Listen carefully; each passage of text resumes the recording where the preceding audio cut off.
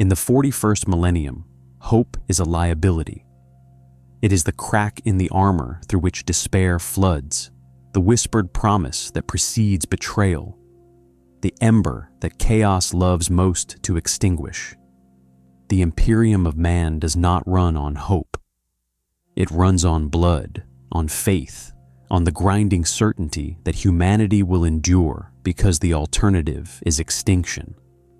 10,000 years of war have burned away everything soft, everything naive, everything that dares to believe tomorrow might be better than today.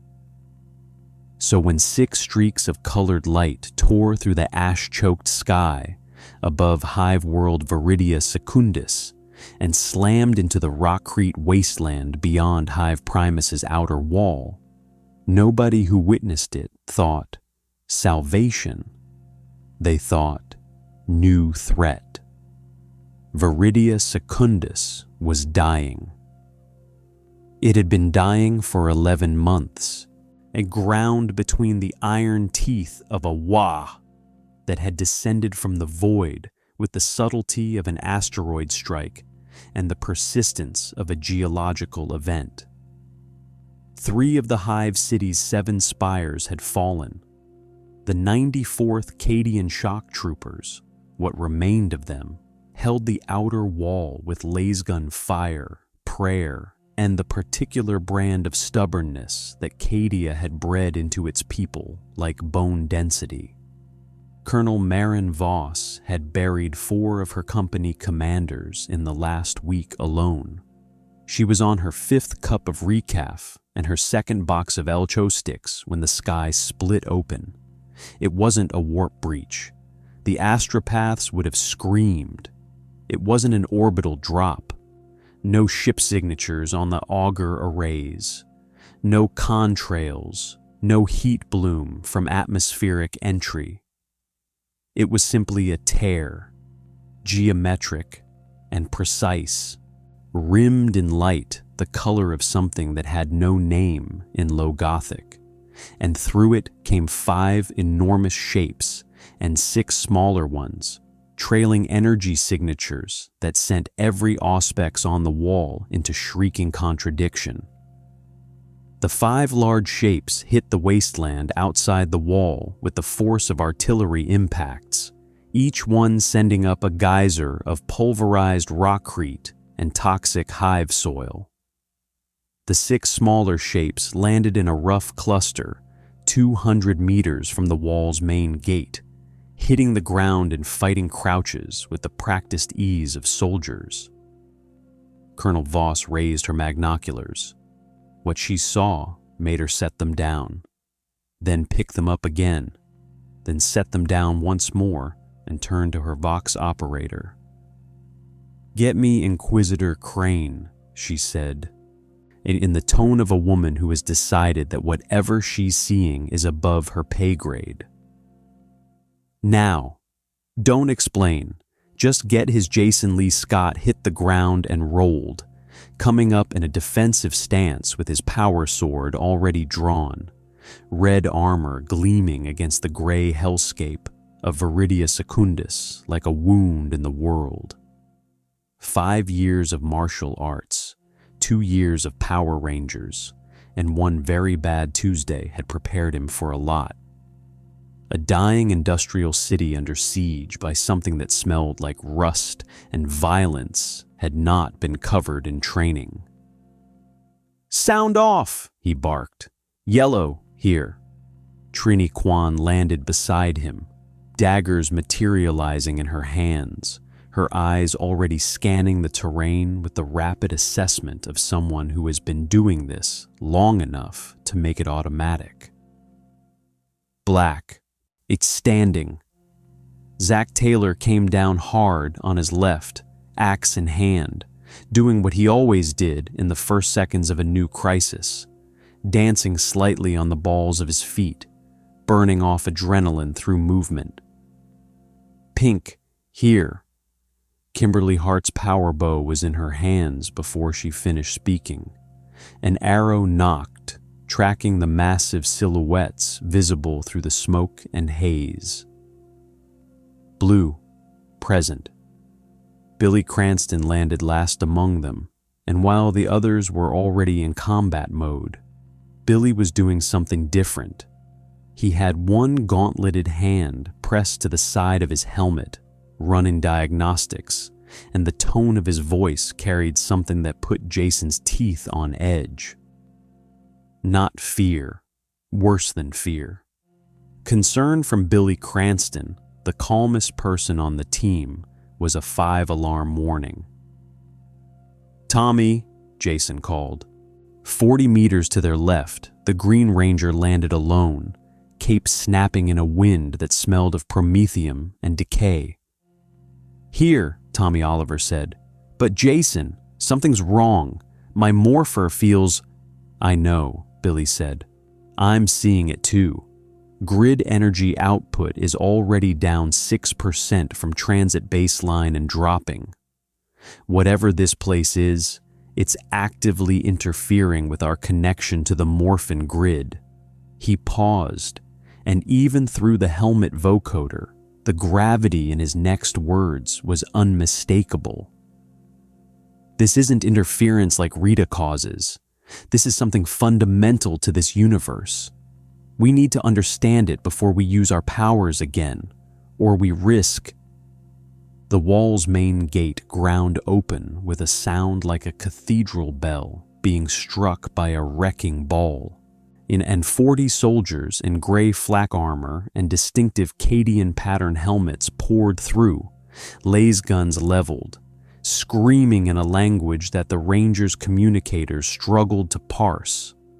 Low Gothic, corrupted by 11 months of siege dialect, was not exactly in Zordon's translation matrix, but the guns were universal. Jason sheathed his sword slowly, deliberately, and raised both hands. "We come in peace," he said, knowing it was inadequate, knowing it was possibly the most insufficient sentence ever spoken on this world, but saying it anyway. Because that was what Power Rangers did. They tried. The soldiers didn't fire, but they didn't lower their weapons either. And somewhere behind them, moving through the troops with the calm authority of a man who had condemned entire city blocks to death and slept soundly afterward, came a figure in a long coat the color of dried blood, a rosette of office glinting at his breast. Inquisitor Aldrich Crane had seen a lot of things in 30 years of service to the Ordo Xenos. He looked at the 6 colorful armored figures standing in the ash with their hands raised, looked at the 5 enormous mechanical shapes half buried in the wasteland behind them, and felt something he rarely felt anymore. Genuine curiosity. "Hold fire," he said quietly. The order traveled down the line instantly. "I want them alive." He studied the Rangers for a long moment, taking in the color coding, the non-standard armor patterns, the weapons that didn't match any STC configuration in his considerable mental database. Then he looked at the massive mechanical shapes behind them, vaguely humanoid, vaguely animal, completely unprecedented. "Interesting," Aldrich Crane murmured. "If you crave stories of cosmic collisions and impossible heroes thrown into the darkest future imaginable, smash that subscribe button. The Emperor protects those who bear witness to the dark millennium. Now let's see what happens when hope meets the grimdark." The holding facility they were taken to wasn't a cell, exactly. It was a repurposed manufactorum bay deep within Hive Primus's mid-levels, a cavernous space of corroded iron and flickering lumen globes that smelled of machine oil and old fear. The Rangers were not restrained. Inquisitor Crane had made that call with the quiet confidence of a man who believed that the right environment communicated more than chains ever could. You could learn a great deal about prisoners by watching how they behaved when they thought they had room to maneuver. He watched them through a one-way viewport of reinforced armorglass, taking notes in a leather-bound journal with the methodical patience of a taxonomist cataloging a new species. They were remarkable, was his first observation. Not in the way that Space Marines were remarkable. That was a different category entirely, a manufactured transcendence that the Imperium had learned to quantify. These 6 were something else. Young, by the look of their body language and the way 3 of them immediately clustered together for comfort. Trained fighters, clearly. The Red One's defensive positioning when they'd been surrounded had been textbook, better than most guardsmen managed after years in the field. The Blue One hadn't stopped moving since they'd arrived, pacing the perimeter of the space in a pattern that Crane recognized after a moment as a systematic structural assessment. The boy was mapping the room. Intelligent then, possibly dangerously so, and the armor. Crane kept returning to the armor. It was unlike anything in the Imperium's catalog. Not Astartes plate, wrong proportions, wrong material signature, no chapter markings he recognized, not Xenos wrought. The aesthetic was too human, too deliberate in its color coding, almost heraldic in its intention. The weapons they'd been allowed to keep. Another calculated decision. Taking them by force would have told him less than observing whether they reached for them. Were similarly anomalous. The Red One's blade registered no metal alloy in the Auspex database. The Pink One's bow had fired nothing, but the arrow she'd had knocked when they first emerged had gleamed with a light that made his astropath twitch nervously. That was the detail that kept snagging his attention. His astropath, a veteran of 15 years who had survived 2 warp storms and 1 catastrophic beacon failure without flinching, had gone pale the moment the Rangers arrived and hadn't recovered. She described their energy signature as the warp but wrong, like a word spoken in a language that uses all the same sounds but means something completely different. Crane set down his pen. "Bring in the Red One first," he said. Alone. Jason had expected worse. He'd been in Rita's dimension, faced down monsters the size of buildings, and once spent 4 hours trapped inside a time loop that Zordon still refused to fully explain. An interrogation room was manageable. What he hadn't expected was the Inquisitor himself. Aldrich Crane was perhaps 50, with the lean, economical build of a man who had never carried unnecessary weight in any sense of the word. His face was a map of deliberate choices, a scar along the jaw from something that had gotten closer than it should have, eyes the color of gunmetal that assessed everything with the same flat, professional interest. He sat across a bare metal table and looked at Jason the way a chess player looks at an opponent's opening move. "You're not from this universe," Crane said. Not a question. Jason blinked. "That's a fast conclusion. I've been doing this for 30 years. Humor me. Start from the beginning. Leave nothing out. I will know if you edit." So, Jason talked. He laid it out as clearly as he could. Angel Grove, the command center, Zordon, Alpha, the Power Rangers, the dimensional rift that had swallowed them mid-battle. He talked about the Morphin Grid, about the Zords, about 6 years of protecting Earth from increasingly dangerous threats. He talked about Tommy, the Green Ranger, Rita's former champion, their teammate and friend. and watched Crane's eyes sharpen at the mention of an enemy controlling a ranger through dark magic.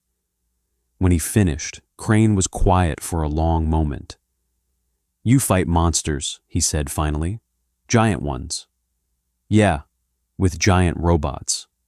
Zords, yeah, essentially. And your armor draws power from an external energy matrix that is currently being disrupted by environmental factors you don't yet understand." Jason stopped. "Billy told you that?" "Billy hasn't spoken to me yet. Your armor's power readings have been declining steadily since you arrived. Currently sitting at..." Crane consulted a data slate. 71% of initial baseline. Whatever is draining you, it isn't slowing down. The number hit Jason harder than he let show. 71%. They'd been here less than 3 hours. He did the math and didn't like the answer. "I need to talk to my team," he said. "You will." Crane leaned forward slightly. "First, I need to understand something. The Imperium of man has survived for 10,000 years in a universe that wants it dead. Every faction, every force, every anomaly that has arrived uninvited has either been destroyed, corrupted, or conscripted. I am deciding right now which of those 3 futures applies to you." He paused. "Convince me there's a 4th option." Jason met the gunmetal eyes and thought about everything Zordon had ever taught him about what it meant to lead. Not to fight, not to win, to lead.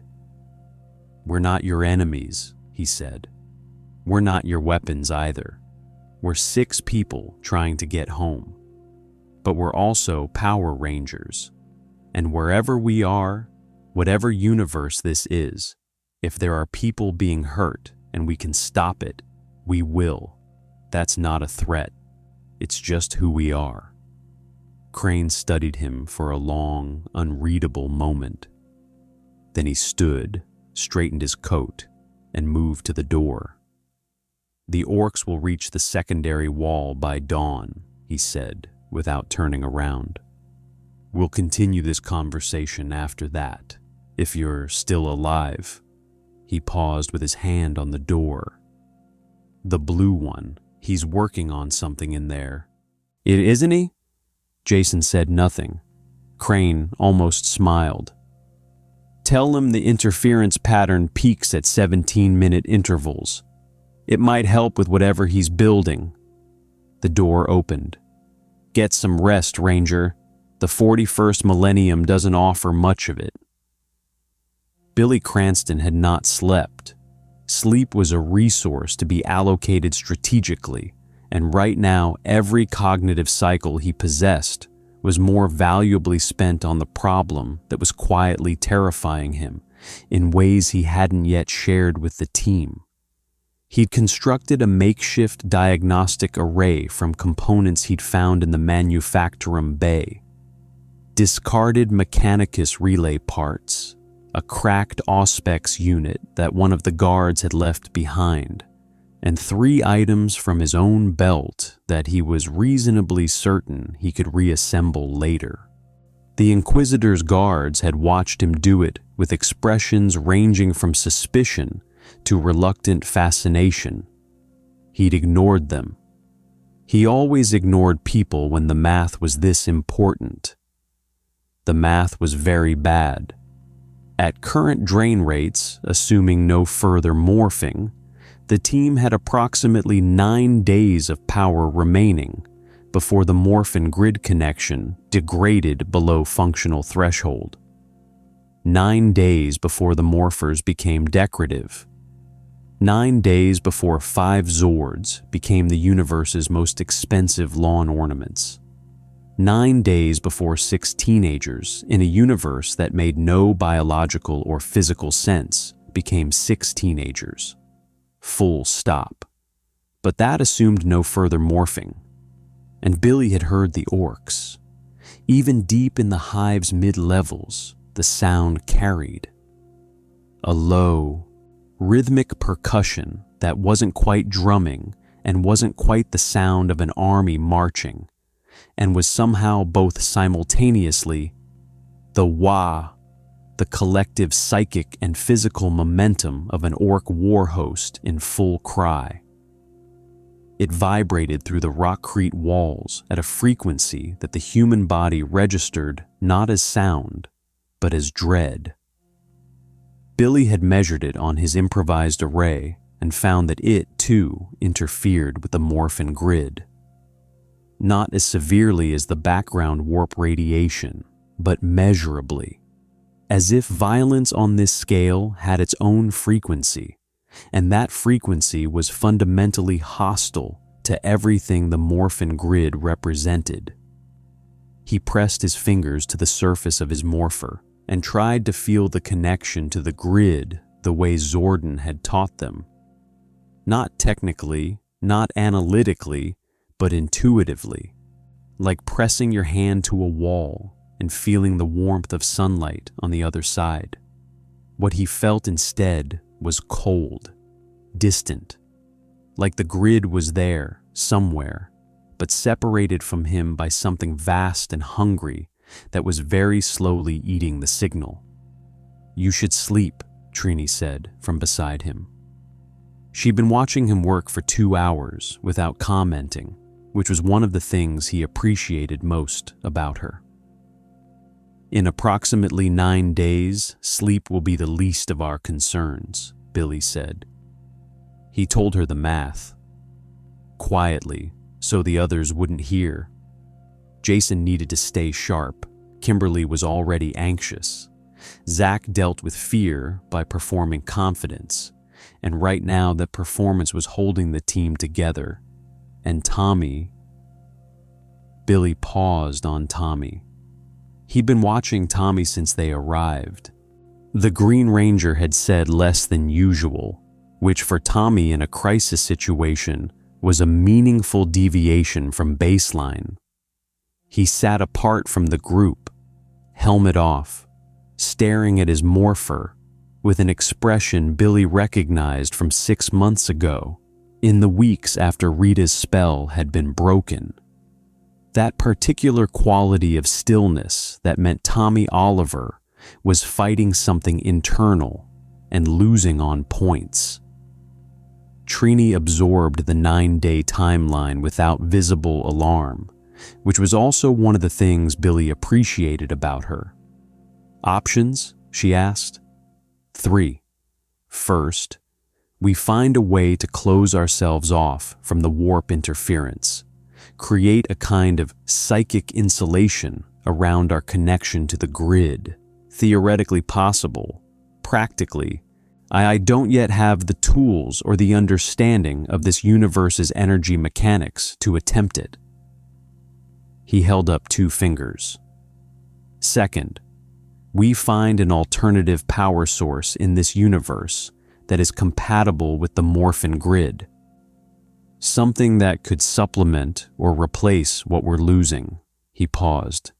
"Third, we find a way home before the 9 days are up." And if none of those work, Billy was quiet for a moment. Outside, the wah rolled through the walls like distant thunder. "Then we do what Rangers do," he said finally, "without the powers." The orcs hit the secondary wall at 0347 local time, 2 hours before Billy's projected estimate, because orcs had never respected anyone's projections about anything. They came in a green tide that the auger arrays painted in screaming red across every tactical display in Hive Primus.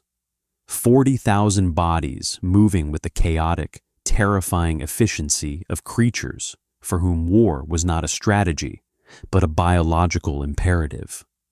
They came with vehicles that shouldn't have worked by any rational engineering standard, but worked anyway, because enough orcs believed they would.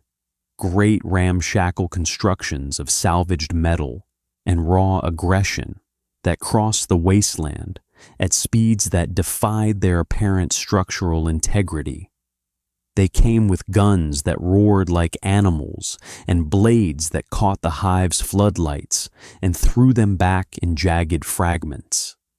And leading them, elevated on a platform of welded scrap carried by 16 massive orc bodies, there was a war boss of extraordinary size, even by orc standards, clad in patchwork mega armor that had clearly been assembled from the remains of multiple Imperial vehicles.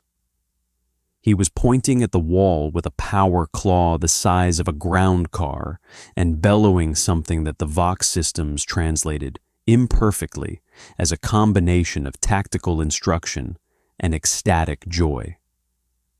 The distinction, Billy would later note, was meaningless. For orcs, those were the same thing. Colonel Voss triggered the wall's defense batteries, and the night turned white. In the manufactorum bay, the Rangers felt the building shake. Dust fell from the ceiling in gray curtains.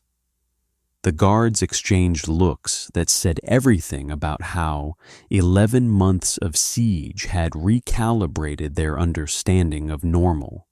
Jason stood. "We need to be up there." "The Inquisitor said," one of the guards began. "I know what he said." Jason looked at the guard with the particular quality of attention that people who are genuinely in charge have. Not aggressive, not demanding, just utterly certain. "Go get him. Tell him the Rangers are going to the wall. He can try to stop us, or he can use us. Those are the options." The guard went. Tommy was already at the door, helmet back on, and Billy noticed that his hands weren't shaking anymore.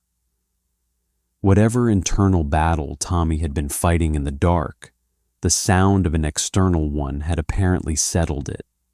That was both reassuring and, in a way Billy couldn't fully articulate, troubling. "Grid's at 68%, Billy said as they moved. "Every morph costs us. Be efficient." "Define efficient," Zach said. Win fast." Outside, Viridia Secundus was burning in 17 different places, and the war was just getting started. The wall was a different world from the hive's interior. A brutal, open-air theater of destruction that assaulted every sense simultaneously. The smell hit first, promethium and ozone from the defense batteries, the sweet rot stench of orc biology amplified 40,000-fold, the particular acrid tang of lasgun discharge that hung over a firefight like weather. Then the sound, which wasn't really sound anymore at this scale, but something more physical. A pressure against the chest and the eardrums that the body processed as a constant low-grade panic. Then the sight of it, which was the worst. The wasteland below the wall transformed into a moving carpet of green bodies, vehicles exploding in spectacular showers of scrap that the orcs around them barely registered. The defense batteries firing in continuous overlapping arcs that carved channels through the horde that closed again in seconds like water. Colonel Voss found the Rangers at the parapet and stared at them with the expression of a woman who had passed through shock into a kind of grim pragmatism that the 41st millennium cultivated in its survivors. "You fight?" she said, in Gothic that Jason's communicator managed adequately. "We fight," Jason confirmed. Voss studied them for exactly 2 seconds, the professional assessment of someone who could read combat capability the way other people read text. Then she pointed to the wall's eastern section, where the orc pressure was heaviest, and 3 of her gun teams had gone silent in the last 10 minutes. "East. Whatever you are, whatever you do it there." They morphed on the stairs going up to the eastern parapet, the transformation sequence painting the stairwell in brilliant multicolored light that made the guardsmen on the steps press themselves against the walls and make the sign of the Aquila with hands that weren't entirely steady. The power surge that accompanied the morph, that rush of grid energy flowing through the connection like a river through a suddenly opened gate, felt subtly wrong to all of them, not diminished exactly, but filtered, like music heard through a wall, present, functional, but no longer clean. Billy's counter ticked downward, 64%. They hit the eastern parapet, and the orcs hit them. 3 orcs had made it to the top of the wall on grappling hooks of salvaged chain. Yeah, and they were in the process of enthusiastically dismantling a heavy bolter emplacement when the Rangers arrived. The lead orc, a knob, bigger than the others by a head and a half, wearing a helmet fashioned from what appeared to be an Imperial Guard vehicle's engine cowling, turned at the sound of booted feet, saw 6 brightly colored armored figures, and broke into a grin of such pure, uncomplicated delight that it would have been charming in any other context. "Wah!" it observed by way of greeting, and swung a metal bar the size of a small tree. Zack went under it, inside the swing's arc, and drove his power axe into the knob's midsection, with enough force to lift the creature off its feet. The knob looked down at the axe with an expression of genuine interest, grabbed Zack's helmet with one massive hand, and attempted to solve the problem of the axe by removing the ranger attached to it. Zack twisted, broke the grip through a combination of leverage and the enhanced strength his morph provided, and landed in a roll that brought him up behind the knob as Jason hit it from the front. They'd fought together long enough that this required no communication.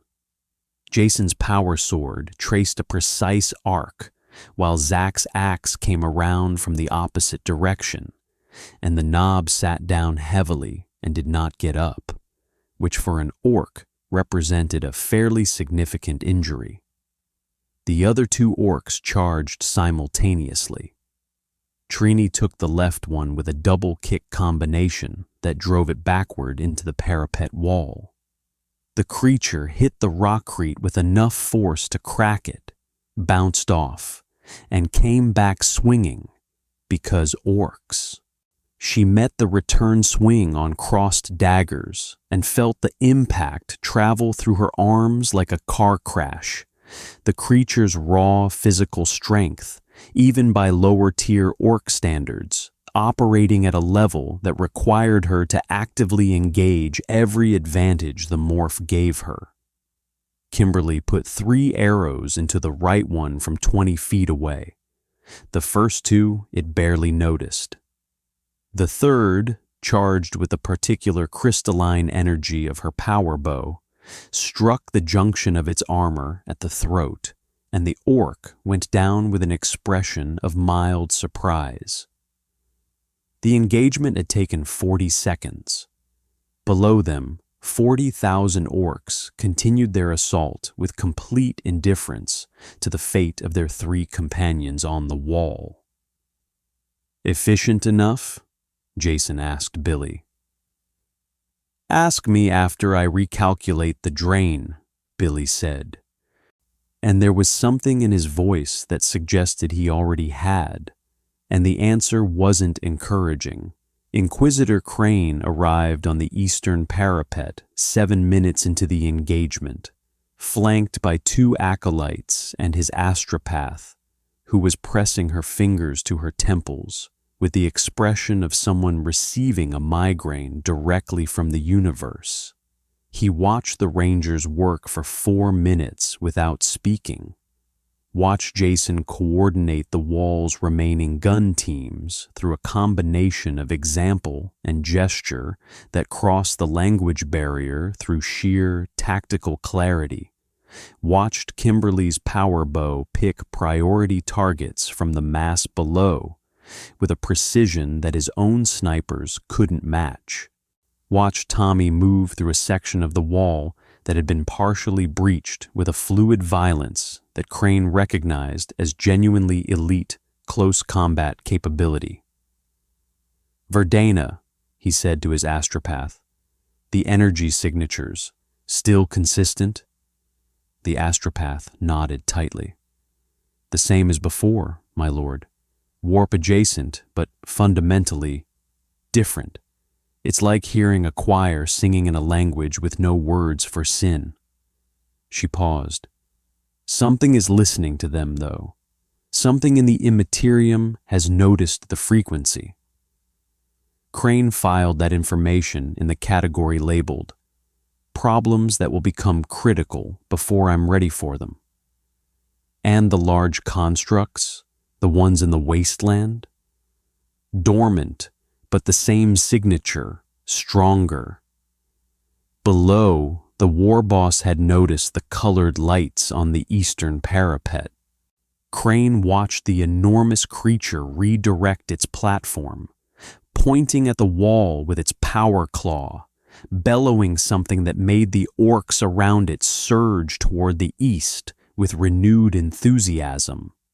"They've made themselves a priority target," Crane said, not without a certain professional appreciation for the tactical problem that created.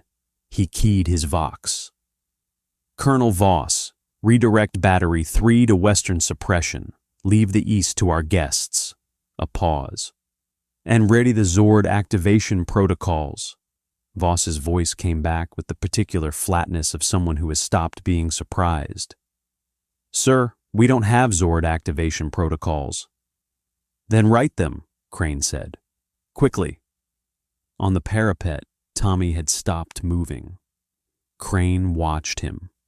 The Green Ranger was standing absolutely still at the parapet's edge, it looking out over the orc tide, and Crane's experienced eye caught something in the posture that had nothing to do with tactical assessment. The boy was listening to something that wasn't coming from the battlefield. Crane's hand moved to the bolt pistol at his hip, not drawing it, just remembering it was there. "Verdana," he said quietly, "the listening thing in the Imperium, is it focused on all of them equally?" The astropath was silent for a moment that lasted too long. "No," she said, "it has a preference." Tommy Oliver had been here before. Not here. Not this broken, burning wall above a dying city on a world whose name he couldn't pronounce, but in this specific interior geography. This place where something external pressed against the boundary of your mind with the patience of something that had no concept of time and offered, in a voice that wasn't quite a voice, the one thing you were most vulnerable to wanting. With Rita, it had been belonging, purpose. The seductive clarity of a single master's will cutting through the noise of a life that had felt directionless before Angel Grove. What pressed against him now was different, older, more sophisticated in the way that geological time is more sophisticated than a calendar. It didn't offer belonging, it offered power. Not the crude transactional power of Rita's Green Ranger coin, siphoned and contingent, and ultimately finite. This was something that understood the Morphin Grid the way a river understands rain, as a source, as a tributary of something vastly larger. It whispered that the grid's degradation was unnecessary, that there was a different connection available, here in this universe, ancient and vast, and requiring only a single point of contact to establish. One ranger willing to open a door, Tommy set his jaw and watched the war boss below redirect 40,000 orcs toward the eastern wall, and felt the whisper intensify, helpfully, the way a drug dealer clarifies price when they can see you're interested. He wasn't interested, but he heard it. And in the hearing of it, he understood something that he hadn't expected to understand. Whatever was reaching out to him knew the Morphin Grid intimately, not as an outside observer, as something that had interacted with that specific frequency of energy before. Somewhere in this universe's deep history, something had built something like the Morphin Grid, or encountered it, or been made from the same design principles. He filed that thought away and rejoined the fight, because the war boss had just reached the wall. The impact of a war boss hitting a wall at full charge is, in structural engineering terms, comparable to a focused demolition strike. The eastern parapet's outer face cracked along a seam that the orcs' previous assaults had been systematically weakening for 11 months, and a section 6 meters wide lurched inward, spilling 3 gun teams and a Vox relay station into the interior in a cascade of rockcrete and screaming metal. Through the breach came the war boss, and behind it came orcs, because orcs are nothing if not opportunistic. The Rangers converged on the breach in the coordinated pattern that 6 years of fighting together had made instinctive. Jason took point, driving into the war boss's advance to disrupt its momentum, a tactically insane decision that worked because the power sword's energy discharge was one of the few things in the immediate environment capable of genuinely registering as damage to something that size. The war boss swatted him with the power claw, and Jason went 15 feet through the air, hit the interior parapet wall, and slid down it with the controlled grace of someone who has been hit by giant monsters enough times to have developed a methodology for landing. He was back on his feet in 3 seconds, which was important because the war boss was already turning toward him, and the expression on its scarred green face suggested that the exchange had elevated Jason from obstacle to interesting. "Gork leaks dis one," the war boss bellowed, in a declaration of aesthetic appreciation that carried over the entire engagement. Zack and Trini hit it from the flanks while it was focused on Jason, coordinated strikes targeting the joints of the mega armor where the salvaged plating was thinnest, the same vulnerability assessment they'd been trained to make against any armored opponent scaled up to the challenge of something this size. The power axe found a gap at the left knee. Trini's daggers found the junction of right shoulder and torso. The war boss registered both with a flinch, an actual flinch, the first sign that it had a pain threshold somewhere above what most things could achieve, and turned on them with the redirection speed of something that had survived long enough to become a war boss by not being as slow as it looked. Kimberly's arrow caught it in the right eye at that exact moment. The war boss stopped, put one hand to its face, looked at the hand, looked at the pink ranger on the wall above, with an expression that moved through surprise into something that, on a human face, would have been called respect. "Not bad," it said, in remarkably coherent Gothic. And then it picked up a section of collapsed wall and threw it at her. Tommy intercepted it, caught it, leveraged it, redirected it back into the orc mass pressing through the breach with a combination of morph-enhanced strength and the particular efficient brutality that he developed in the years since Rita. As if some part of him had learned to channel the darkness of that experience into something that served instead of controlled. The improvised projectile cleared 12 feet of breach and bought the gun teams behind them 30 seconds to reset. It wasn't enough. The breach was too wide. The orcs were too many. For every one they drove back, 3 more pressed forward, and the war boss was recovering. The eye wound already clotting in the accelerated way that orc biology managed things that would be fatal to anything else. Billy's counter in Jason's peripheral display read 59% and dropping at a rate that made the 9-day timeline feel generous. "Billy," Jason said between exchanges, "the Zords." "Grid cost will be significant," Billy said.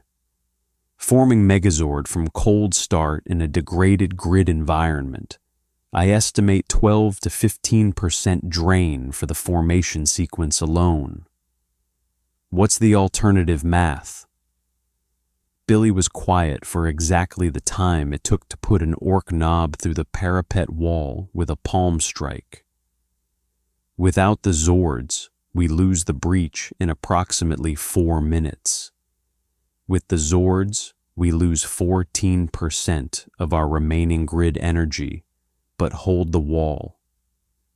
4 minutes or 14%, Jason said.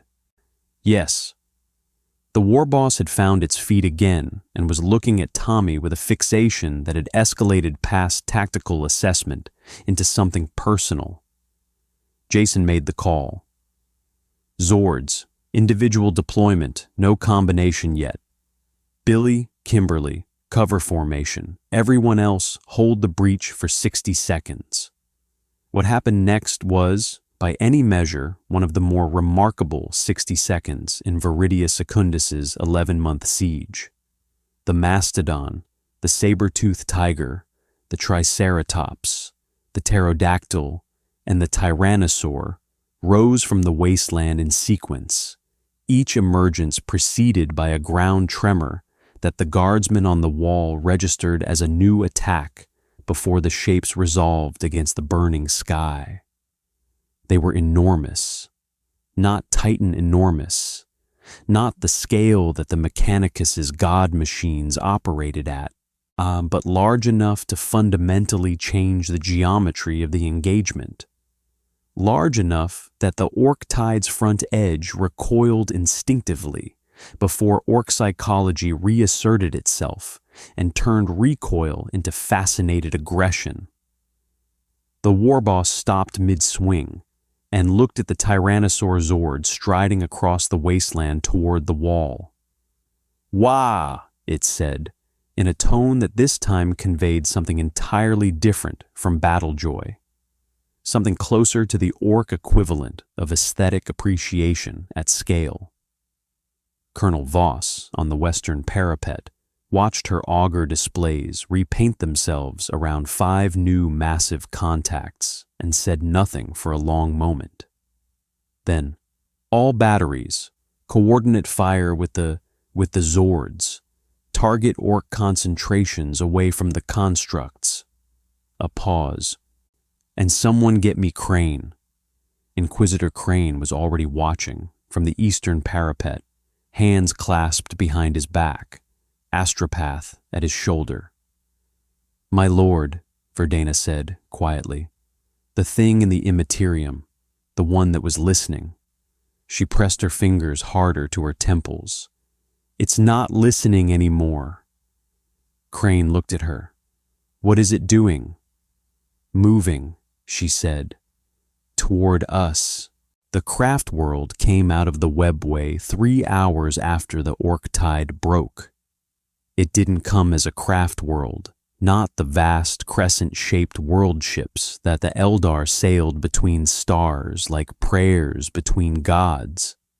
It came as a single vessel, sleek and asymmetrical in the way that Eldar aesthetics always were, as if the ship had been designed by someone who understood structural engineering perfectly and found the results aesthetically insufficient and kept refining until function and beauty became the same thing.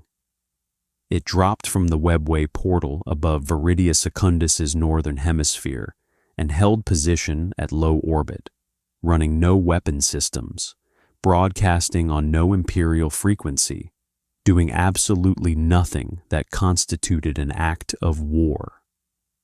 Which, in the Imperium's experience, was exactly what the Eldar did when they wanted something.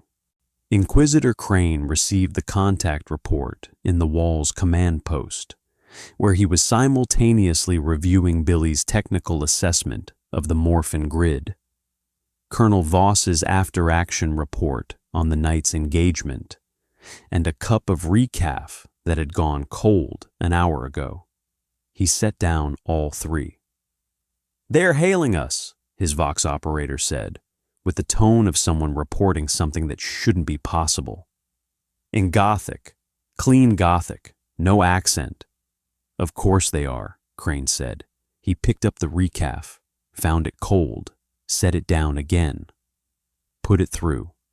The voice that came through the Vox was like water over stone, smooth, ancient, carrying the particular quality of something that had been speaking languages for so long that language itself had become transparent to it, a medium rather than a method.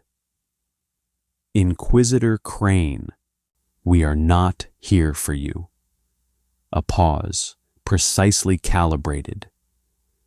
"We are here for the ones who fell from the rift, the bearers of the old light." Crane looked at the Rangers, who were gathered around Billy's diagnostic array in the corner of the command post, and thought about what his astropath had said. The thing in the Imperium moving toward them. "The Eldar," he said to the Rangers, "want to speak with you." The meeting happened in the wasteland outside the Wall, in the gray pre-dawn light, because the Eldar envoy declined to enter the hive, and the Rangers declined to leave without Crane, and the compromise was the open ground between the Wall's main gate and the orc wreckage that stretched to the horizon like a junkyard after an earthquake. The envoy came down alone in a grav skiff that touched the ground without sound, which was characteristic and was waiting for them when they arrived, which suggested she had known exactly how long the negotiation over location would take. She was tall, even for an Eldar, with the angular precision of features that looked carved rather than grown, and eyes the color of deep space that moved across the Rangers with an attention so complete it felt physical.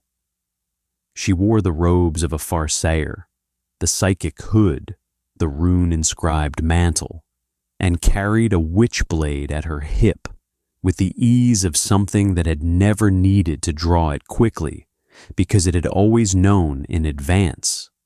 Her name, she said, was Sylvaneth of Craftworld Ianden, and she had been watching the dimensional rift that deposited the Rangers for 3 weeks before it opened. "You knew we were coming," Billy said. It wasn't accusatory. It was the tone he used when a calculation confirmed something he'd suspected but couldn't yet prove. "We knew something was coming," Sylvaneth said. "The rift's resonance was consistent with a very specific energy signature, one that our Farseers have encountered in the skein of futures only twice before in 10,000 years." She looked at each of them in turn, something moving behind those deep space eyes that might have been recognition. The Morphin Grid. The silence that followed had several different textures. Billy's was the silence of someone rapidly reassessing their theoretical framework. Jason's was the silence of a leader absorbing a strategic revelation and calculating its implications. Tommy's was the silence of someone who had been waiting for this confirmation since the moment on the wall when something in the Imperium had whispered to him about ancient connections. "The old ones," Tommy said. Sylvaneth's eyes moved to him. That quality of complete attention sharpened, focused, the way a lens focuses light. "You felt it," she said, not surprised, confirmed. "Something reached out to me during the fight. It knew the grid, like it had built it or something like it." Tommy paused. "I didn't open the door." "No," Sylvaneth said. "You did not. That was wise. What reached out to you was not the old ones. They are long gone from this universe, their work scattered across 1,000,000 worlds in fragments that the younger races build empires on, without understanding what they stand on." She turned to address the group. "What reached out to you was something that has been waiting in the Imperium for 60 million years, wearing the memory of what the old ones built, using it as a lure." "What is it?" Kimberly asked. "Ancient, patient, hungry in a way that predates the words we have for hunger." Sylvaneth's voice remained smooth, but something moved underneath it. "In your terms, a demon of extraordinary age and sophistication, one that has never encountered Morphin Grid energy directly, only in record and echo. Your arrival has given it what it has wanted for 60 million years, a direct connection to a living grid frequency." She paused.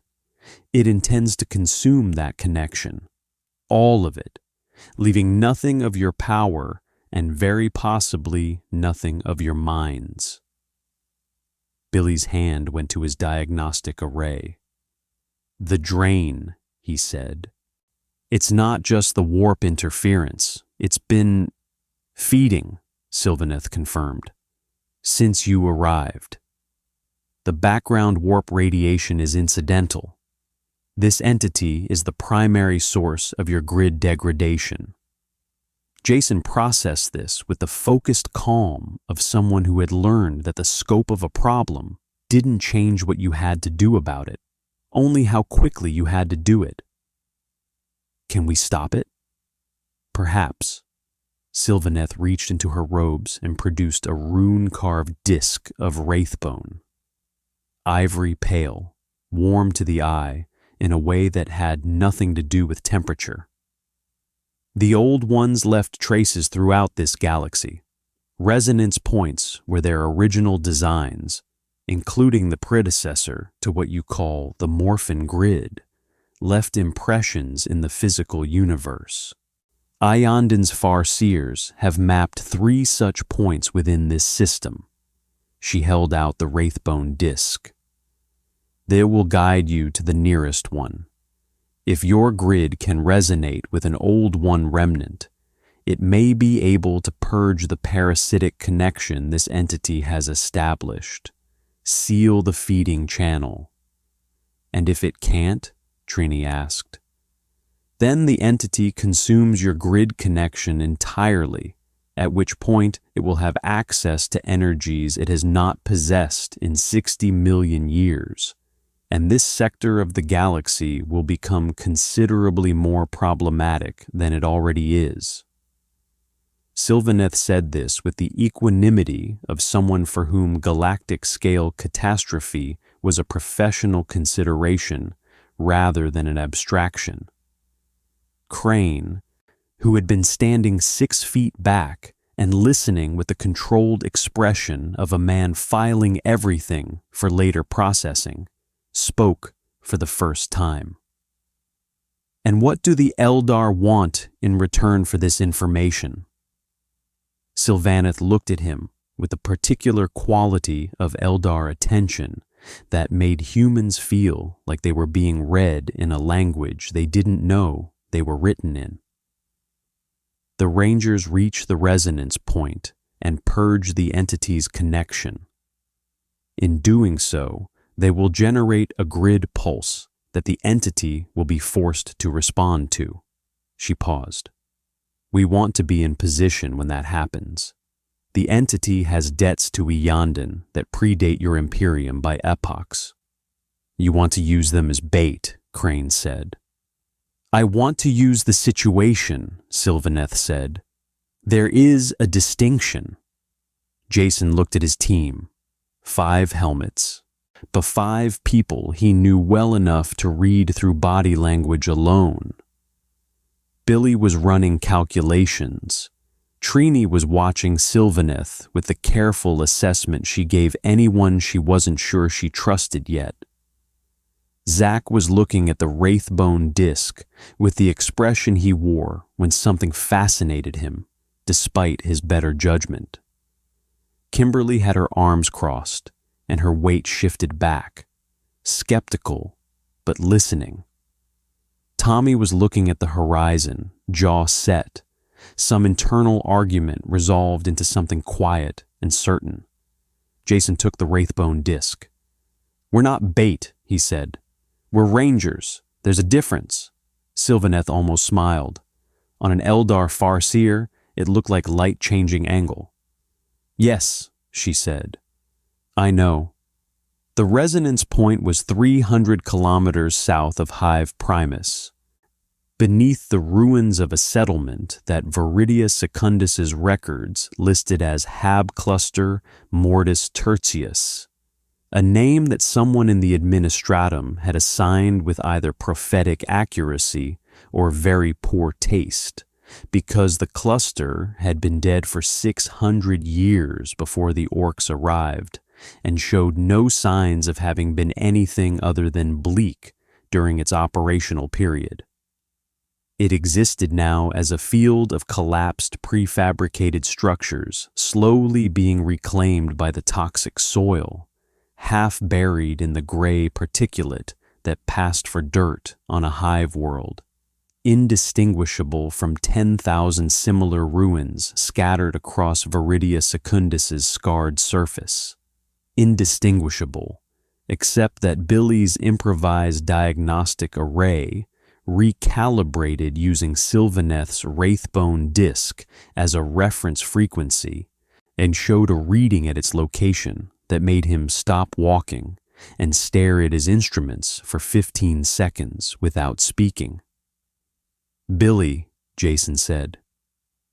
The resonance point isn't beneath the ruins, Billy said. The ruins are built on top of the resonance point. The settlement was constructed here because of it. Whoever built Hab Cluster Mortis Tertius 6 centuries ago chose this location because of a background energy signature they couldn't identify or explain, but that their instruments registered as stable, hospitable. He looked up.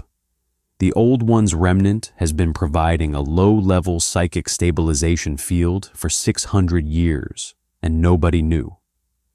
Is that relevant right now? Zach asked. He was watching the perimeter with his power axe loose in his hand, the posture of someone who had learned that conversations about interesting things happened most often immediately before something tried to kill you. It's relevant because it means the remnant is still active, Billy said, still broadcasting, which means the resonance attempt has a significantly higher probability of success than I calculated based on Sylvaneth's description alone. He paused. It also means the entity will be aware we've found it. The moment we attempt contact, it will know. How long will the contact take? Jason asked. Unknown. The grid will need to establish a resonance handshake with the remnant's frequency. Think of it like 2 radio signals finding the same wavelength. Minutes, possibly. Or longer if the entity actively disrupts the process. Which it will, Trini said. Which it will, Billy confirmed. Jason looked at the ruins, at the gray sky above them, at the wraith-bone disk in his hand that had warmed perceptibly during the journey here, as if it knew where it was going. Then he looked at his team with the particular quality of attention he reserved for moments when he needed to say something true rather than something reassuring. "This is the moment," he said. "Billy makes contact with the remnant.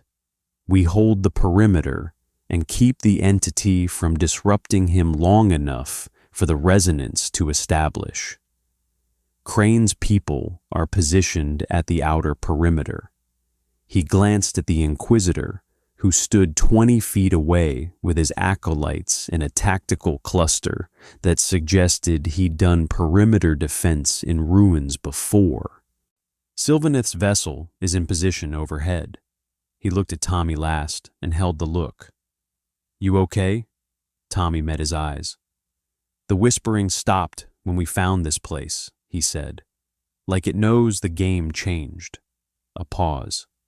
"I'm good, Jason." Jason nodded. He believed him. He also positioned himself between Tommy and the direction the entity had whispered from, because he believed him and he wasn't taking chances, and Tommy saw him do it and said nothing, which meant he understood and didn't object, which was its own kind of confirmation. "Let's do this," Jason said.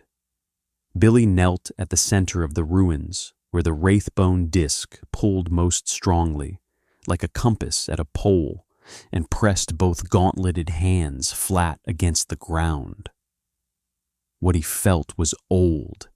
Not old the way historical artifacts were old. Old the way mathematics was old. The way the relationship between a circle's circumference and its diameter was old. A truth that preceded the civilizations that discovered it. The Old One's remnant existed below the surface of Viridia Secundus as a pattern rather than a structure, a frequency encoded into the mineral composition of the rock itself across an area half a kilometer in diameter, a whisper of design intent from beings who had been dust for 60 million years, but whose ideas had been robust enough to survive their absence. The Morphin Grid recognized it immediately. Billy felt it as a physical sensation. Warmth climbing from his palms up through his forearms, the grid connection suddenly clarifying the way a blurred image clarifies when the lens finds its focus. The parasitic drain that had been bleeding their power since arrival spiked sharply, reactively, as if something enormous had noticed a door being opened and moved to close it. "They know," he said. "Contact in approximately 4 minutes, possibly less." The ruins answered. They came from below ground. First, shapes pressing up through the toxic soil with the deliberate, theatrical patience of something that had 60 million years of practice at emergence. Not physical shapes. Psychic ones.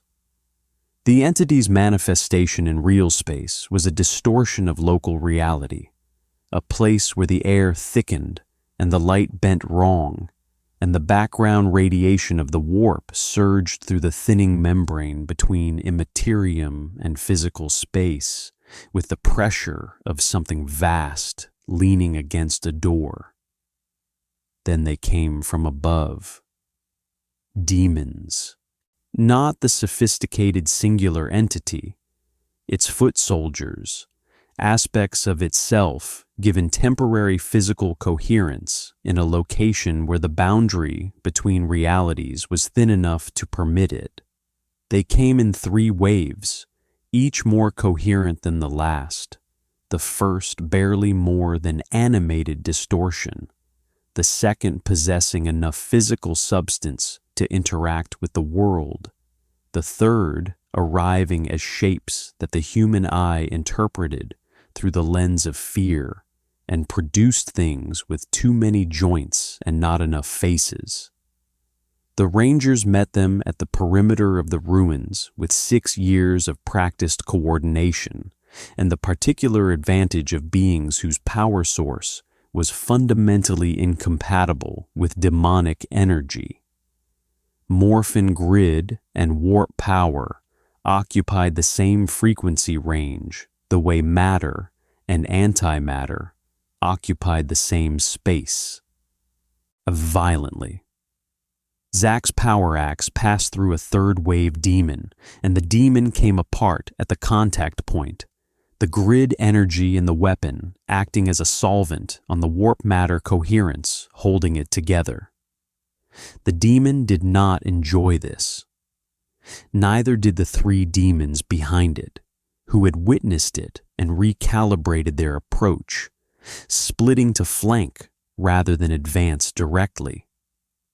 Kimberly tracked the split and put arrows into 2 of the 3 flanking demons with the efficient economy of someone who had learned to make every shot matter under conditions where not every shot could be taken.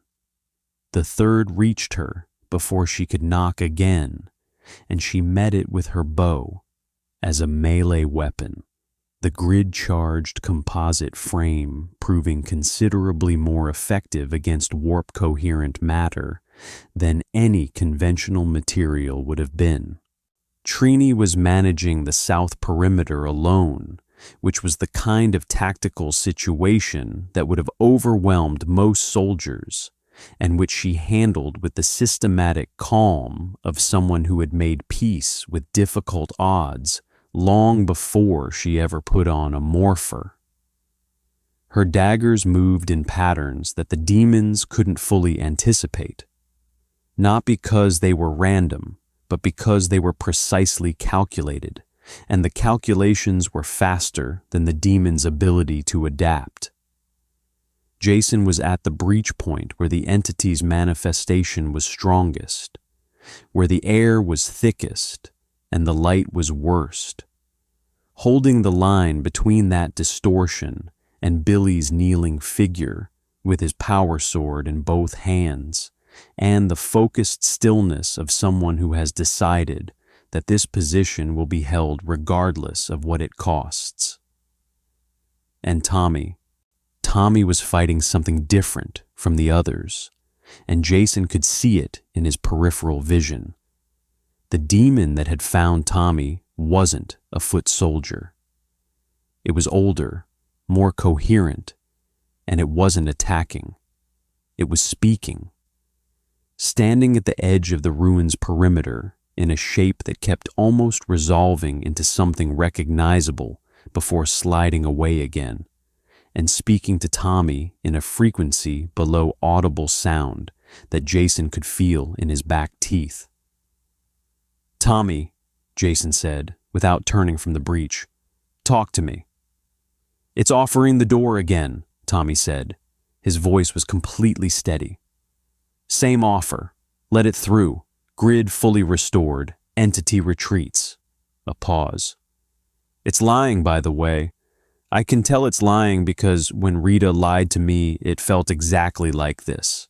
Like something trying to fit itself into the shape of what you want instead of what it actually is. Can you shut it down?" "Working on it," Tommy said.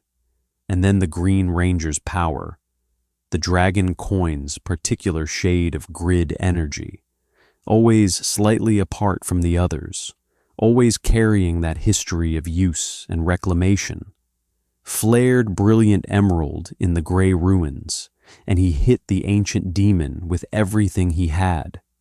And the demon came apart at the edges the way the smaller ones had, coherence failing under grid contact, but slower and not completely. It pulled back, regrouped. The whisper intensified. "Billy," Jason called. "Time." 2 minutes, Billy said, and his voice had the strained quality of someone maintaining concentration under conditions that made concentration very difficult.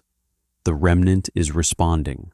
The handshake is establishing, but the entity is pushing back through the grid connection, I can feel it trying to collapse the resonance before it locks.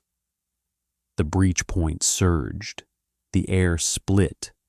Something that was not a demon, and not the entity's physical manifestation, but something in between, an extension, a focused projection of the entity's will given local coherence, pressed through the distortion and hit Jason with the accumulated force of 60 million years of hunger and patience, and a very specific, very personal grudge against anything carrying Old One frequencies. Jason went down. He hit the ground hard, power sword still in hand, and the extension loomed over him with the patient certainty of something that had never needed to hurry. And Jason looked up at it through his visor and felt the grid connection in his morpher pulse weakly. 51%, the counter read, and falling faster now than it had fallen in all the hours since their arrival. The entity feeding directly through the breach point with the focus of something that had finally gotten past the door. His arm shook with the effort of keeping the sword between himself and the extension. "Now would be a great time, Billy," he said. 45 seconds, Billy said. "I need 45 seconds." The extension reached down.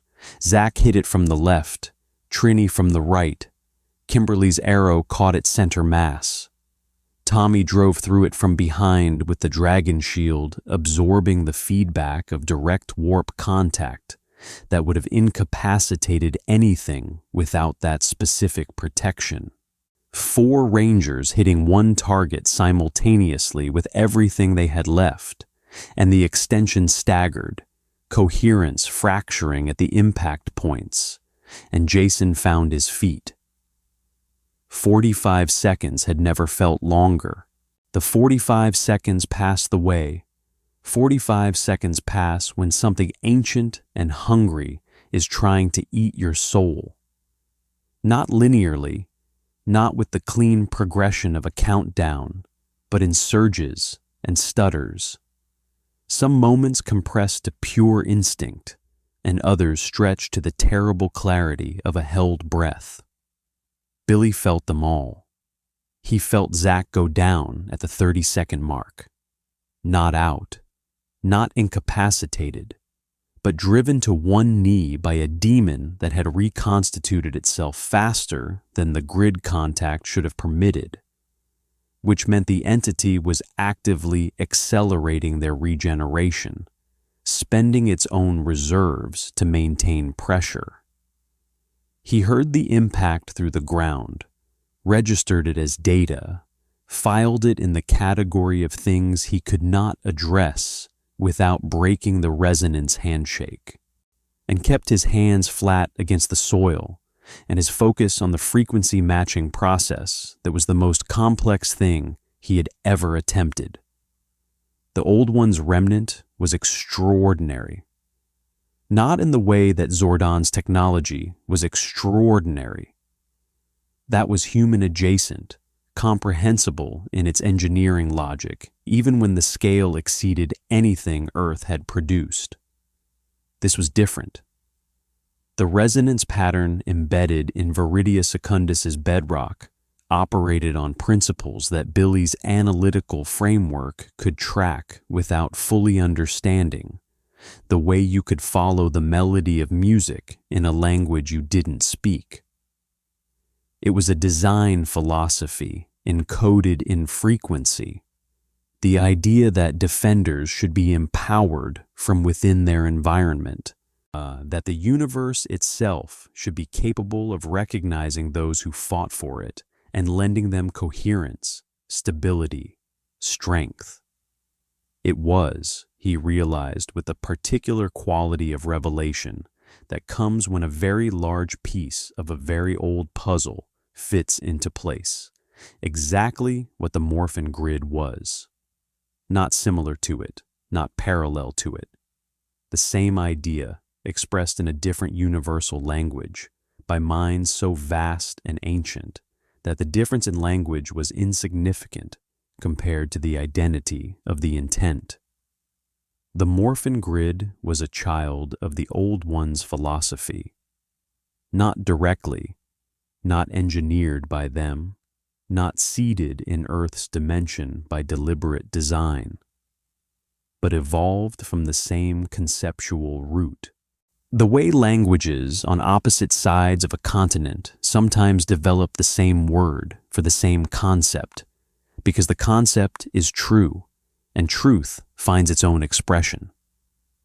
The grid had emerged in their universe because the Old One's idea had been good enough to happen twice. The entity had known this, had waited 60 million years for a living grid connection to arrive in this universe so it could consume the echo of the Old Ones it had never been able to reach directly, having been created. Billy understood this in the last 5 seconds of the handshake, the remnant communicating in the only language both systems shared, specifically to corrupt the Old One's defender empowerment philosophy, a weapon against the idea of champions, ancient as the idea itself. The resonance locked. The grid surge was not subtle.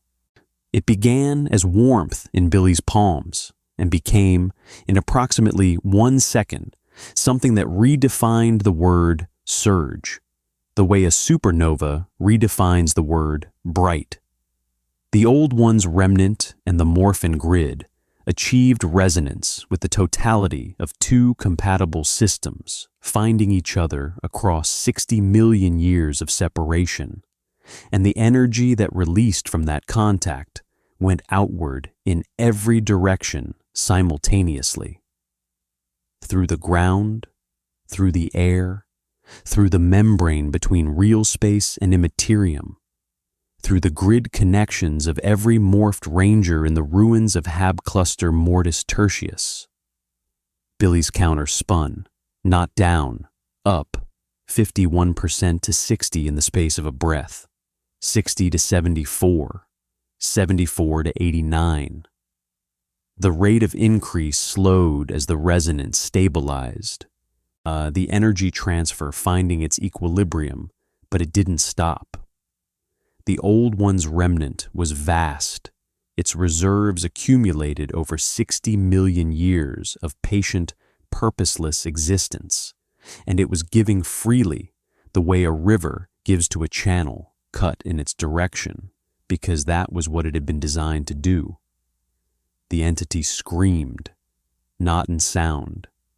In the immaterium, where Verdana, aboard Sylvaneth's vessel, 8 kilometers above, registered it as a psychic shockwave that blew out her secondary sight completely and left her sitting on the deck with her hands over her ears and tears streaming from eyes that had been closed. In real space, the scream manifested as a pressure wave that flattened the remaining demons like paper in a storm.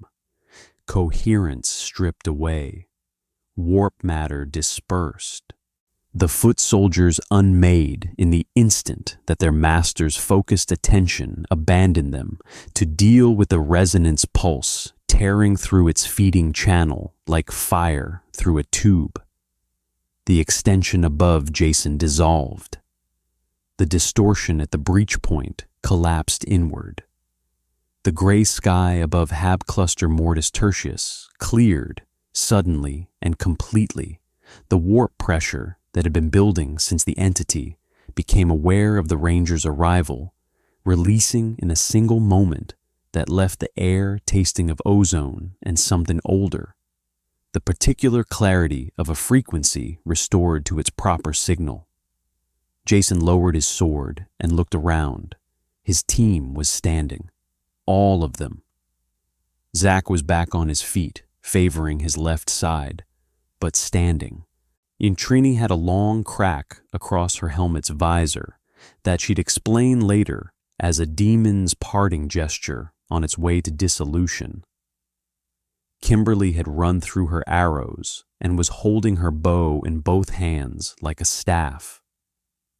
Tommy stood at the south perimeter, exactly where he'd been when the entity's projection had spoken to him, and he was watching the place where it had been with the expression of someone watching a door close that had been open their entire life. "Grid status," Jason said. 89% and stable, Billy said, from the ground where he was still kneeling. He hadn't moved his hands from the soil. "The remnant is still resonating. The feeding channel is severed. The entity lost its connection the moment the resonance locked. It's still out there, but it's..." He paused, listening to something the instruments told him. "Retreating. The pulse hit it hard. It's not gone, but it's not feeding. How long do we have before it reestablishes?" "Unknown. The resonance is providing a degree of protection. The old one's frequency is actively hostile to the entity's feeding mechanism, which makes sense given what I understand now about why this remnant exists." Billy finally lifted his hands from the ground and stood. His legs were unsteady enough that Trini moved to his side without being asked. "I need to tell you all something. About the grid. About what it is in the context of this universe." "In a moment," Jason said. He was looking up. Sylvaneth's vessel was descending. It came down with the same silence it had landed with the first time, but differently configured. Weapon systems active now, but the elegant lines of the Eldar ship re-expressing themselves in the geometry of something that had found what it was looking for. It passed over the ruins at a height that kicked up a storm of gray, particulate, and settled 200 meters north. And Sylvaneth was on the ground before the landing sequence had fully completed, moving through the ruins with a speed that covered the distance in seconds. She stopped at the center of the ruins, looked at the ground where Billy had knelt, looked at the Rangers. "You severed the feeding channel," she said. "Billy severed it," Jason said. Sylvaneth looked at Billy with an attention that had shifted register entirely from the calculating assessment she'd given them in the wasteland. This was something else. Recognition, perhaps, or its Eldar equivalent. "The entity retreated to the Imperium's deep currents," she said. "Our vessel tracked it. It will not return to this location." A pause. "It will not forget this location either." "Was Ayandin able to do what you needed?" Trini asked. The question was careful, diplomatic. The implicit acknowledgement that they had been, whatever Sylvaneth said about distinctions, at least partially bait. "We were," Sylvaneth said, and offered nothing further, which was an answer of its own kind. Crane arrived 4 minutes later in a Valkyrie that touched down with considerably less elegance than the Eldar vessel, and walked through the ruins with his hands in his coat pockets and his expression calibrated to reveal nothing. He looked at the ground where the resonance had happened, looked at Billy, looked at the sky where the warp pressure had dissipated. "It's gone," he said. "The immediate threat, yes," Billy said. "The entity exists. It retreated." Crane nodded slowly, processing. Then he looked at Jason. "Your grid is restored," he said. It wasn't entirely a question. 89% stable. The resonance with the remnant is providing ongoing protection against the warp interference. Not perfect, but significantly better than before. Billy paused. "We have time now, real time." Crane absorbed this. Something moved behind the gunmetal eyes. Not relief, exactly, but the professional recalibration of a man who had been running contingency plans in the background since the moment the Rangers arrived, and was now revising the probability weights. "Time for what exactly?" he said. Jason looked at his team, at the horizon, where Viridia Secundus's endless gray landscape stretched toward a sky that was, for the first time since their arrival, something approaching clear. At the morpher on his wrist, its signal steady and strong, the grid humming with the resonant warmth of a connection restored and reinforced by something 60 million years older than the Imperium of man. "Time to figure out how to get home," he said, "and what we do until we can." Getting home, Billy had determined in the 12 hours since the resonance, was theoretically possible. The word theoretically was doing considerable work in that sentence, and he was honest about it in the way he was always honest about the gap between theory and practice, clearly, specifically, without softening the edges. The dimensional rift that had brought them here had been a one-way event. The energy required to open a stable return passage from this side exceeded anything their morphers could generate independently, even at full grid capacity. The Morphin Grid, restored and resonance stabilized, was healthy but not infinite, and punching a hole between universes required the kind of power that made full Megazord formation look like switching on a light. However, the old one's remnant beneath Hab Cluster Mortis Tertius was still resonating, still broadcasting its 60 million year accumulated frequency into the grid connection with the patient generosity of something that had been designed to give and had finally found something to give to. Billy's calculations suggested that a sustained and focused draw on the remnant's reserves, combined with the grid at full capacity and a specific Megazord formation configuration he'd been modeling for 6 hours, could theoretically generate a rift sufficient for transit. One direction. No confirmation of arrival coordinates until they were through. The problem was the entity. It had retreated, yes.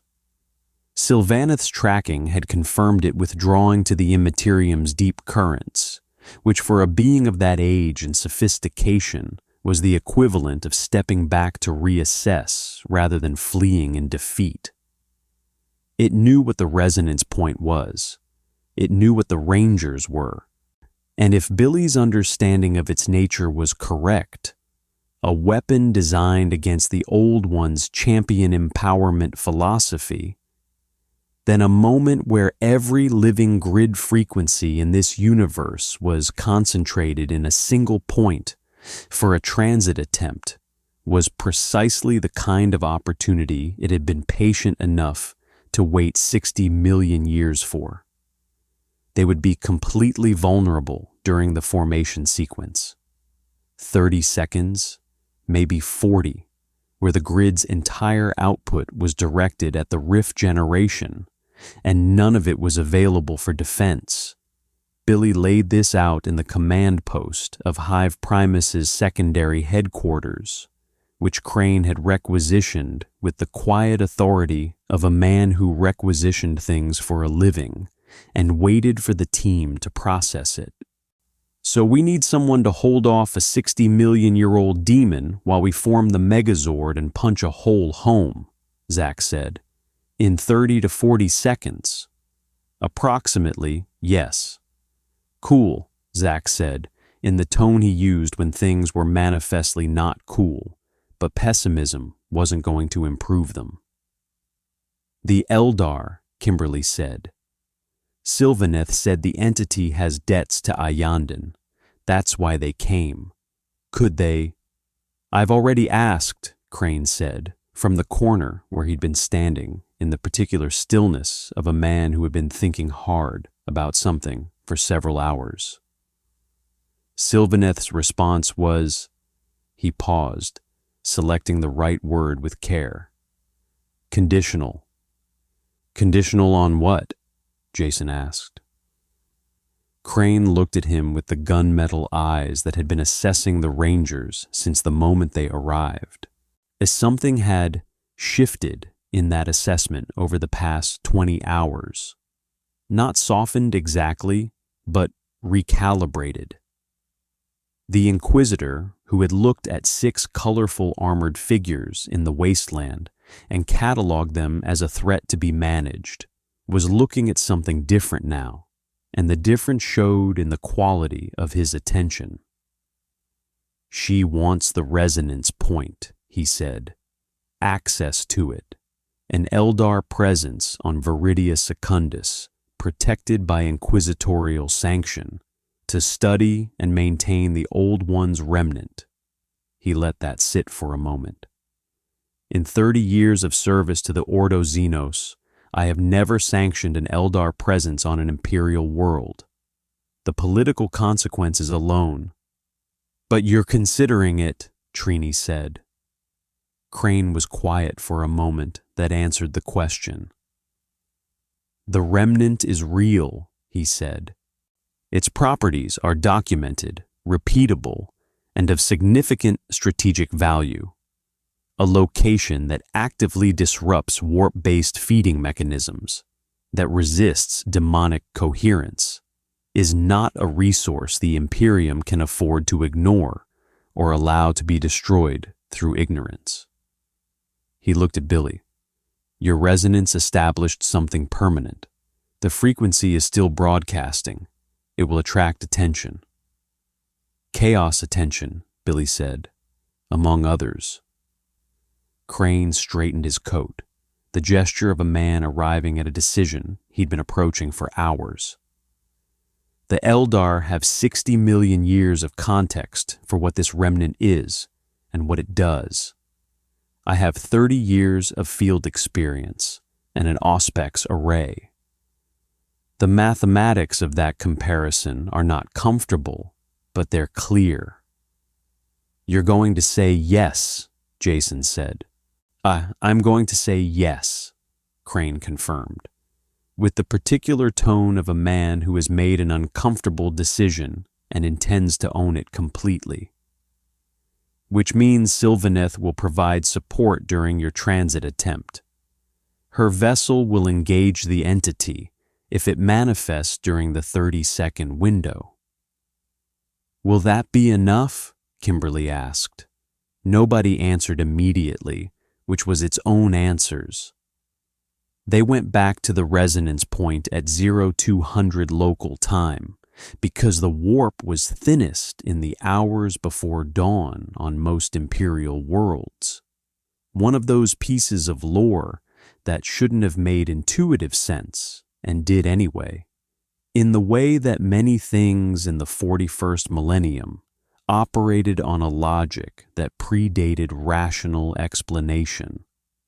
The Zords were already in position, the 5 massive shapes standing in a loose formation around the ruins of Hab Cluster Mortis Tertius, like a guard of honor, their energy signatures broadcasting clearly on every auspex in Hive Primus, and presumably several more distant Imperial installations that would be generating confused reports for weeks. Crane stood at the perimeter with his acolytes and Verdana, who had recovered enough of her secondary sight to be functional, and looked like she intended to spend a significant amount of time somewhere very quiet as soon as this was over. Colonel Voss had come as well, with a squad of her best remaining Cadians. "Not to fight," she'd said, when Jason raised an eyebrow. "To witness. The Imperium should know what happened here." Sylvaneth's vessel held position overhead, its weapon systems warming in a way that Verdana tracked and reported as technically hostile but directionally reassuring. The Ranger stood in the center of the ruins. "I want to say something," Zach said, in the voice he used when he'd been thinking about something long enough that it needed to come out. "Before we do this, about this place." He looked around, at the ruins, at the hive's distant spires glowing against the dark, at the guardsmen watching from the perimeter. These people have been fighting forever, like genuinely forever. 10,000 years of this, and they haven't given up. He paused. "I don't know if that's inspiring or the saddest thing I've ever heard, but I think it might be both."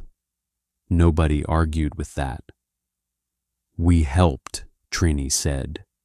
"Whatever happens next here, the wall held. The orc tide broke. The resonance point is protected." She looked at Crane across the distance. "We did something." "Rangers always do something," Kimberly said, and it was simple enough to sound naive and true enough not to be. Tommy had been quiet since they'd left the command post, which no longer worried Jason the way it had worried him on the wall.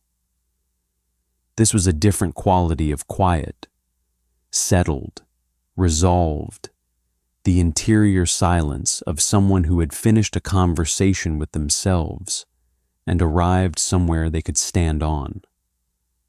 "The whispering," Jason said to him, quietly, as Billy began the formation sequence. "Is it completely gone?" Tommy considered the question with the seriousness it deserved. "No," he said, "but it's background, like knowing a door exists without wanting to open it." He looked at Jason. "I've lived with that before. I know how to carry it." Jason put his hand on Tommy's shoulder for one moment, said nothing. Sometimes the gesture was the whole sentence. "Formation sequence initiating," Billy said. "Everyone in position." They moved to their Zords with the practiced ease of people who had done this 10,000 times and the particular focused gravity of people who knew this might be the last time they did it here. The cockpit sealed. The grid surged, pulling from the resonance point in the deep draw that Billy had calculated. A sound below sound, felt in the chest rather than heard, as 60 million years of stored frequency began channeling upward through the bedrock and into the grid connection with the purposeful generosity of something fulfilling its design intent at last. The formation began. And in the Imperium's deep currents, something very old felt the grid concentration and began, with the patience of geological time, to move. Sylvaneth's vessel responded before the entity fully manifested, its weapons striking into the membrane between realities with Eldar precision that had been honed across 10,000 years of exactly this kind of engagement. The entity screamed again, different from before, the scream of something being actively contested rather than surprised, and the membrane shuddered, and Verdana went to her knees on the ground outside the ruins, and Colonel Voss's Cadians gripped their laser guns and stared at a battle they couldn't see in a dimension they didn't have the equipment to perceive. 20 seconds. The Megazord rose above Hab Cluster Mortis Tertius in the gray pre-dawn dark of Viridia Secundus, and for a moment, one moment, the duration of a breath, it was visible to everyone on the perimeter and everything above it simultaneously. Crane looked at it with the expression of a man permanently revising upward his definition of unprecedented. The Cadians, without discussion or order, raised their lasguns in the salute that the Astra Militarum offered to the honored dead. Voss, who had buried 4 company commanders in a week and had not cried for any of them, found something happening in her eyes that she would deny in every after-action report she ever filed. The rift opened above the Megazord like a wound in the sky, rimmed in light the color of something that had no name in Low Gothic, and through it came the particular quality of another universe, a different frequency, a different reality, recognizable to 6 people inside the Megazord as something they had been breathing all their lives and hadn't known they'd been missing until it was gone. 29 seconds. The entity broke through Sylvaneth's interdiction for one instant, one focused, desperate lunge at the grid concentration, and hit the Megazord with the full weight of 60 million years of hunger. The grid held. The resonance point beneath Hab Cluster Mortis Tertius pulsed once, in a frequency that Verdana would later describe as the universe briefly remembering something it had forgotten, and the entity's lunge dissolved against the combined output of the grid and the old one's remnant like shadow in direct light. 31 seconds. The Megazord stepped into the rift. The rift closed behind it with a sound like a door, which was the right metaphor, and then the sky above Viridia Secundus was simply sky, gray and ash-choked, and carrying the distant rumble of a world still at war, but empty of dimensional anomalies, empty of Zords, empty of 6 young people who had fallen from another universe, and, for 31 hours, changed this one. Crane stood in the ruins for a long moment after the rift closed. Then he turned to Verdana. "Write it up," he said. "Everything. Don't summarize." "Yes, my lord," she paused. "All of it? Including the resonance point? Including—" "Everything," he said again. "The Imperium should know what was here." He looked at the ground where Billy had knelt. The soil still carried a faint warmth, detectable only to instruments or very old hands pressed flat against it. And what it cost to protect it. 3 months after the rift closed, Viridia Secundus held. It held in the way that imperial worlds held, not triumphantly, not cleanly, not with the satisfying resolution of a war that had reached its natural conclusion, but with the grinding, blood-purchased persistence of a civilization that had elevated survival to a theology. The Orc Wa had broken against the secondary wall and retreated into the wasteland, not defeated, but disrupted, the death of its war boss, recorded in Colonel Voss's after-action report as occurring during an engagement with unregistered Allied assets, creating the succession crisis that large-scale Orc military operations always generated when their central figure of authority was removed. The Wa would reconstitute eventually. Orcs always did. But eventually was a gift in the 41st millennium, and Viridia Secundus spent it rebuilding. Crane spent it writing. His report to the Ordo Xenos ran to 417 pages, which was not unusual for a significant contact event, and contained within it a theoretical framework for understanding the Morphin Grid, the Old One's resonance remnant, the nature of the entity, and the strategic implications of all three that he was reasonably certain would be classified at the highest available level and studied by exactly the wrong people for exactly the wrong reasons for the next century. He submitted it anyway, because the Imperium's institutional tendency toward misusing information was not a reason to withhold information. It was a reason to document clearly enough that someone eventually might use it correctly, The section on the Rangers was the longest. He wrote about Jason's leadership with the precision of someone documenting a military asset, the tactical decision-making, the faction management, the ability to maintain team cohesion under conditions that would have destroyed most trained Imperial units. He wrote about Billy's analytical capability in terms that his colleagues in the Ordo would understand, which meant framing it as a threat assessment rather than an admiration, though the two were not mutually exclusive.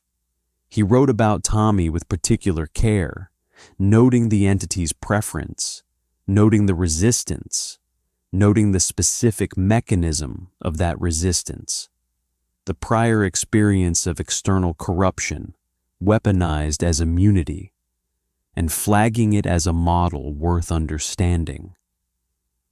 The Imperium had its own champions who had walked that edge and fallen. The fact that Tommy Oliver had not was worth documenting in detail. He did not write about the moment the Cadians raised their lasguns. Some things belonged to the people who witnessed them. Sylvaneth remained. An Eldar presence on Viridia Secundus was, by any conventional inquisitorial measure, a violation of protocols that had existed for good reasons, accumulated over 10,000 years of human-Eldar interaction, the majority of which had been hostile. Crane's sanction was unusual enough that it generated formal objections from two of his colleagues in the Ordo, and a pointed inquiry from a senior Inquisitor Lord who wanted the reasoning explained in terms that didn't involve phrases like strategic value outweighs conventional risk assessment. Crane explained it in exactly those terms, with 417 pages of supporting documentation. The sanction held. Sylvaneth established a small presence in the ruins of Hab Cluster Mortis Tertius, 2 Eldar attendants, a portable webway relay, and the Farseer herself, spending 3 days in 7 in meditation at the resonance point. What she was doing there was, by the terms of Crane's sanction, not subject to Imperial surveillance.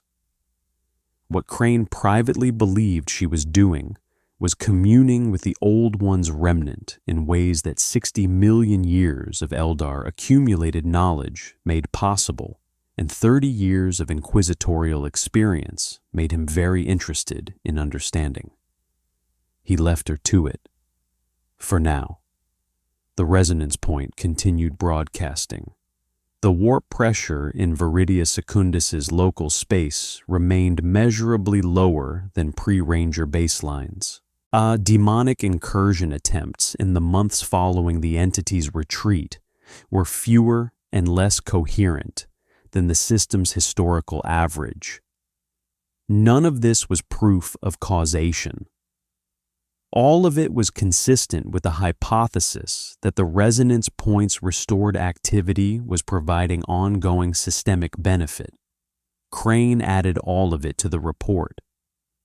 On the other side of the rift, in a reality that had no 41st millennium, no warp, no 10,000-year war of species and faith and survival, 6 teenagers materialized in the ruins of the command center and sat down on the floor because sitting down was all they had left.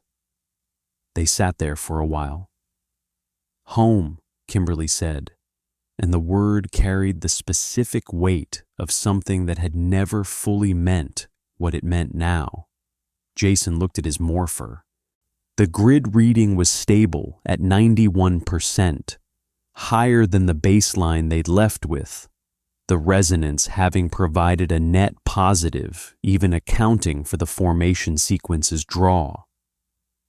Something of the Old One's frequency had come through the rift with them, embedded in the grid connection itself, a 60-million-year-old echo that would fade slowly and might never fade entirely.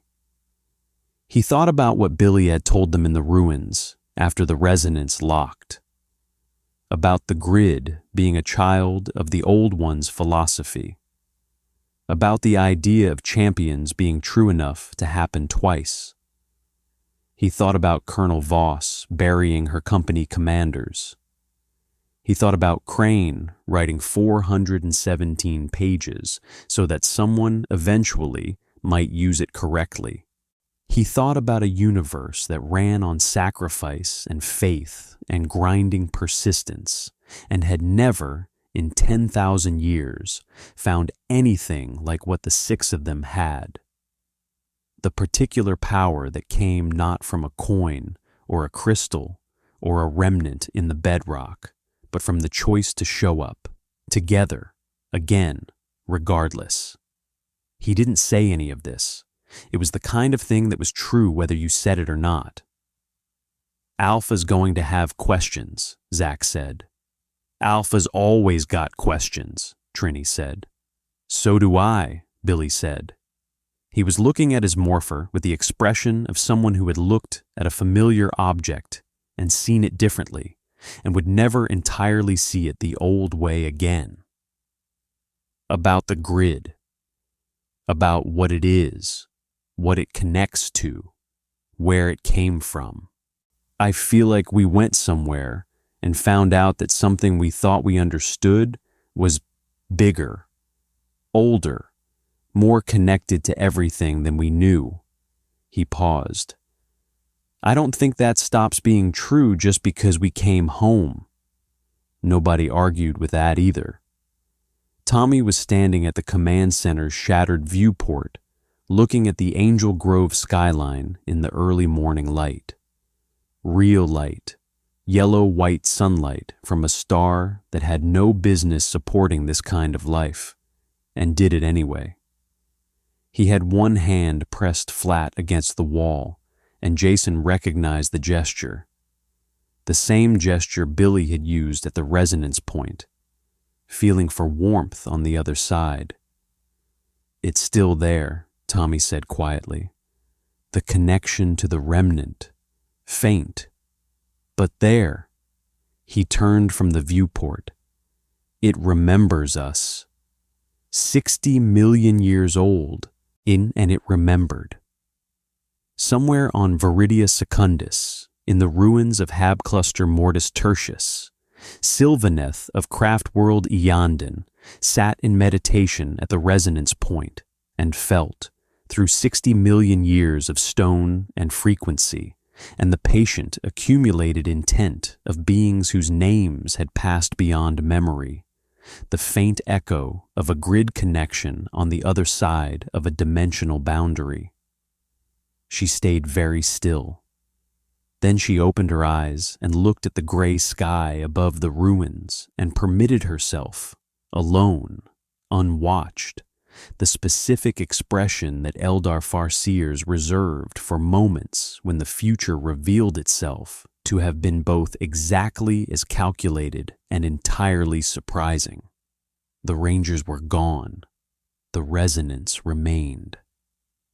And in the deep currents of the Imperium, at a distance that made stellar measurements inadequate, something very old and very patient counted its losses, reassessed its calculations, and began, with 60 million years of practiced equanimity, to wait for a better opportunity. It had waited before.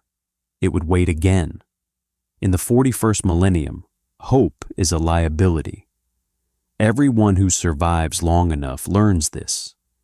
Everyone who survives long enough also learns, though fewer admit it, that the things which should be liabilities and aren't are the most dangerous forces in the universe. The things that should have been extinguished and weren't. The things that should have broken and didn't. The things that fell from a rift in the sky above a dying world, and for 31 hours fought not for the Emperor, not for survival, not for the grinding certainty that tomorrow would be the same as today, but for each other, and for people they didn't know, and for the simple, stubborn, cosmically improbable idea that it was worth fighting at all. Inquisitor Crane would spend the rest of his career trying to explain that idea to people who had spent their lives learning not to believe in it. He didn't succeed, but he didn't stop trying, which was perhaps the most Ranger thing about him. In the end, 6 teenagers from a world that had no name in any Imperial record changed a dying hive world in ways that outlasted their presence by decades. The wall held, the resonance sang. The entity waited in the dark, patient and hungry, but farther away than it had been, pushed back by something it had spent 60 million years believing it understood and discovered in 31 hours that it didn't. The Power Rangers had not saved the 41st millennium. It didn't need saving in that way. It was too vast, too ancient, too thoroughly itself to be saved by 6 people with morphers and Zords and the particular brand of hope that their universe had cultivated. What they had done was smaller and more durable than saving. They had demonstrated, in a universe that had forgotten the demonstration was possible, that power drawn from connection, from choice, from relationship, from the stubborn refusal to let the person